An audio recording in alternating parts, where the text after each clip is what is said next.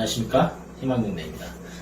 이번 시간에는 쥐띠 여자 일생이라는 주제로 한번 이야기해 보겠습니다. 쥐띠는 천귀성이라고 합니다.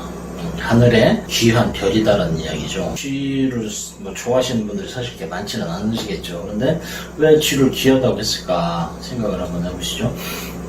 쥐라는 동물이 굉장히 좀 약삭빠릅니다. 쥐가 좀 약삭빠르고, 그리고 가족이 많아요. 번식력이 굉장히 좋죠. 번식력이 굉장히 좋고, 그리고 이제 귀하다는 게 부를 또 상징을 합니다. 예전에는 자식을 많이 낳는 게 부를 나타내는 어떤 그런 이미지였기 때문에, 그래서 자식을 많이 낳는 그런 모습, 그렇게 생각했었던 것 같습니다. 우리가 또 의미하는 거는 자궁입니다. 우리 인체에 대해서, 또 여자분이니까 자궁을 의미를 합니다. 자궁이 좋아야지 또 자식도 많이 나니까. 그래서 자궁을 의미하고, 그 속에서 생사에 이제 이 명리가 시대에 사실 만들어진 거다 보니, 우선 1번이 암만 해도 번식. 왜냐면은 식구가 재산이 되니까. 그래서 쥐를 귀한 동물로 생각을 하지 않았나, 일단 그 생각을 한번 해봅니다. 쥐띠로 태어나신 분은 번식력이 좋고, 그리고 자궁이 좋다, 그 얘기를 합니다. 그래서 자식에 대한 욕심이 많은 거죠. 애들을 많이 낳으려고 한다. 근데 애기를 많이 낳으려면 어떻게 해야 돼요? 많이 해야 되겠죠. 그래서 성적으로도 많이 발달이 됐다, 일단 이야기를 합니다, 여성분들. 근데 아시겠지만은 성욕이라는 게 좀 복잡합니다. 좋기도 하고 나쁘기도 하고 하겠는데, 뭐든지 그 욕망이 껴 있으면은 항상 문제가 될 소지가 있지 않겠느냐, 일단 그 생각을 합니다. 쥐는 또 이 어둠 속에서 살고 있어요. 그러다 보니 자기 자신을 표현하지 않으면서 은근히 실속은 다 차리는 모습을 갖고 있다, 일단 이야기를 합니다. 자, 그러면서 쥐띠는 1984년 갑자년생, 그죠?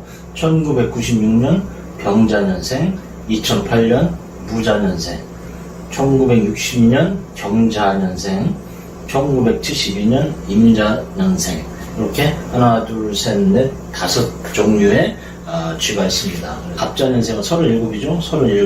37은 다람쥐입니다. 초록쥐라고 해서 37은 다람쥐의 의미를 갖고 있습니다. 다람쥐는 비염도 있고 굉장히 좀 빠릿빠릿하면서 똑똑하다. 그리고 숲속에 있기 때문에 평화로운 모습도 가지고 있습니다. 그러면서 갑자년생 37분들은 머리는 좋은 모습으로 갖고 있다. 그런데 욕지라고 했죠. 욕지는 욕지도화라고 해서 약간 바람둥이 기질이 조금 있다. 바람둥이 기질이 있어요. 결국에는 남자로 인해 어려움을 가질 수 있는, 외로움을 한 남자에 만족을 못한다는 어떤 그런 의미도 사실은 있지 않겠느냐, 일단 생각을 합니다. 그런데 쥐라는 동물 자체가 전부 다 양간으로 되어 있습니다. 남성적인 기질이 있다라는 거죠. 그러다 보니 웬만한 남자애는 만족을 못하는, 왜? 욕심이 많으니까 그런 모습이 있다. 1984년 갑자년생 37살, 머리는 좋은데 욕지, 하고 싶은 게 많아요. 사실 초록색 있으면 돌아다니고 싶어하는 욕망이 강합니다. 그러다 보면 사람들이 나를 가만히 내버려 두지는 않겠죠. 그것이 조금 불편할 수 있다. 갑자년생, 다람쥐죠. 다람쥐일 경우에는 태어나서 조심해야 될 게, 남자를 좀 조심하면 삶이 조금 편안하지 않겠느냐. 결국에는 남자에 의한 시련이 많은 것이 갑자년생이다. 머리는 좋죠. 머리는 좋으니까 갑자년생 같은 경우에는 학문적인 곳에 관련된 머리를 쓰는, 지혜를 쓰는 일을 하시는 게 좋겠다 생각을 한번 해봅니다. 자, 그 다음에 1996년 병자년생. 병자년생은 붉은쥐입니다. 붉은쥐라는 거는 태양 아래 쥐라는 거죠. 굉장히 갈질일 수도 있습니다. 이게 음양차착이라고 그래가지고 욕정이 굉장히 강하다라는 겁니다. 붉은쥐는 확 물어 뜯는 게 있어요. 도전적이다라는 겁니다. 2020년도에 25살인 여성분입니다. 병자년생, 붉은쥐. 또 재밌는 거는 붉은쥐는 쥐구멍에 볕이 든다라는 거죠. 왜? 태양이 떠 있으니까. 열정적이고, 태지는 새롭게 무엇인가를 끊임없이 만들어내는 모습이다, 라고 일단 이야기를 합니다. 그래서 병자년생은 굉장히 도전적이고, 왕성 활동을 한다라고 일단 이야기합니다. 그럼 뭐가 좋겠어요? 직장 생활입니다. 남자를 좀 약간 무시하는 경자년랑도 그런 게 있죠. 그래서 직장 생활에 유리한 구조가 갖춰져 있다. 직장 생활을 하시면은 그 속에서 인정을 받고 왕성 활동을 할 수 있는 모습이 있다. 근데 경자년생 쥐띠들은 남자를 무시하는 경향이 있습니다. 왜? 내가 잘났거든. 그렇죠? 그래서 태양 아래 쥐구멍에 볕이 들어있으니 항상 희망적이고 긍정적인 마인드를 갖고 있다. 근데 너무 좀 급하게는 서둘지 않는 것이 본인한테 좋지 않겠느냐. 일단 그 생각을 한번 해봅니다. 그리고 2008년 무자년생입니다. 13살이죠. 어린애긴 하지만은 무자는 야생쥐입니다.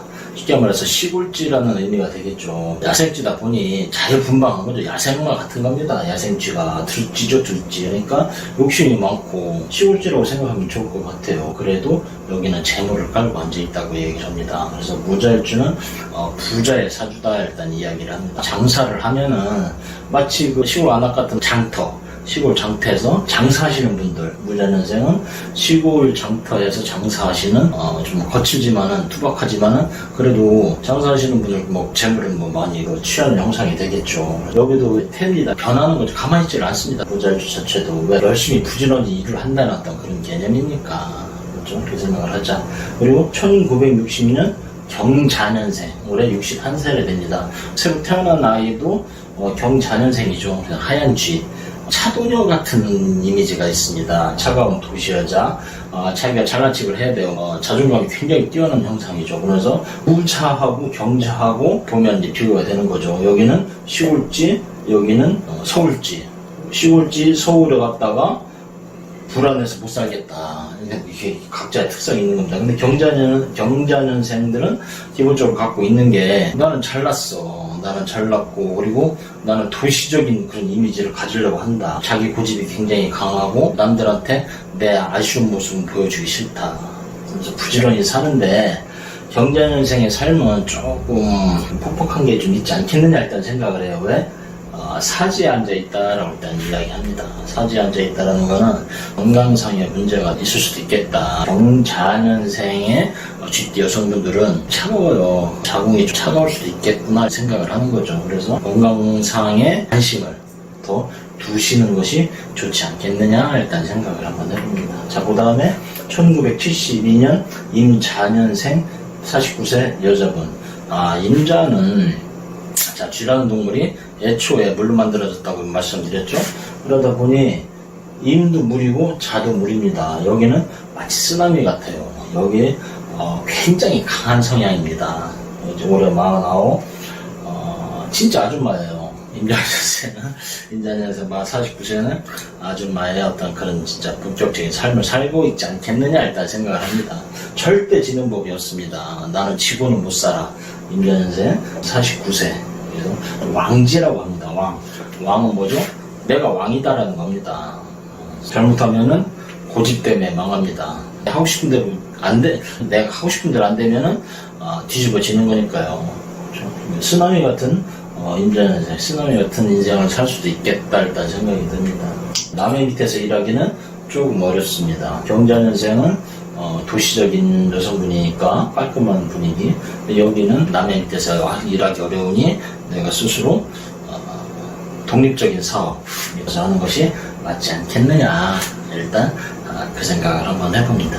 자, 이제까지 천기성 쥐띠 여성분들의 운세를 말씀드렸습니다. 이것이 꼭 100% 맞는 것은 아니니 이것이 맞니 틀리니 그렇게 생각하지 마시고 전체적인 분위기가 그런 분위기를 갖고 있다. 그 정도로만 생각하시는 게 좋을 것 같습니다. 이상으로 천기성에 대한 이야기를 마치겠습니다.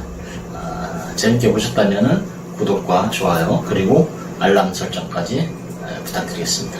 감사합니다.